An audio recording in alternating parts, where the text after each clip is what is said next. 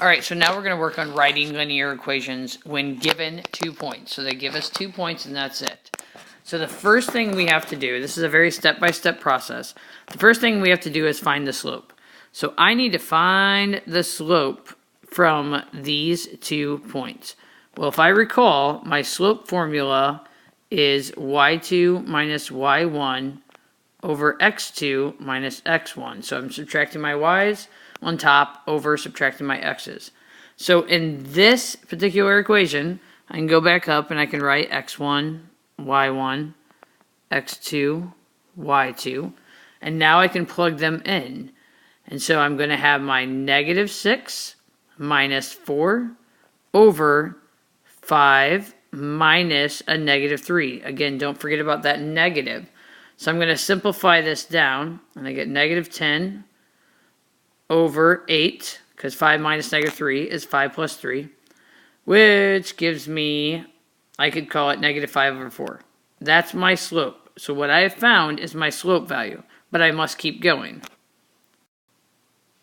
All right, so now I've found the slope. My slope is negative 5, 4 between these 2 points. So I know my slope. I know my 2 points. So now the next thing I want to do is I'm going to use the point slope form of a line. Point slope form of a line is y minus y1 equals m times x minus x1.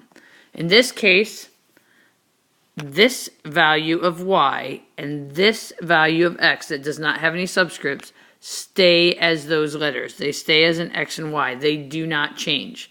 Okay, so these are going to stay standard. They're going to stay in that.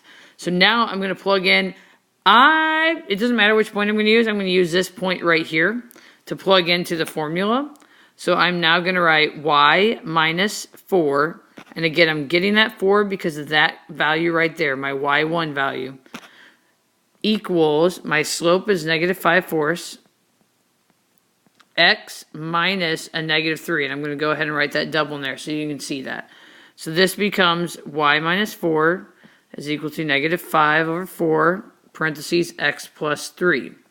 Now, I could leave it in point slope form if that's what they asked me to do. If they asked me to leave it in point slope form, I would be done. But typically, I want to go ahead and keep bringing it all the way to slope intercept form. So to do that, I need to distribute this 5 over 4 with that x and with that 3. Again, we're distributing that negative 5 over 4 with those two values, which in this problem is going to be a little messy, but we can do this. So we have y minus 4 is equal to negative 5 over 4x minus 15 over 4. So I just simply did 3 over 1 times 5 over 4. That's where I got this fraction, okay? And it had to be a negative. So now I just need to move that 4 over. So I get negative 5 over 4x minus 15 over 4 plus 4. So I need to simplify this. Negative 5 over 4x. Let's see.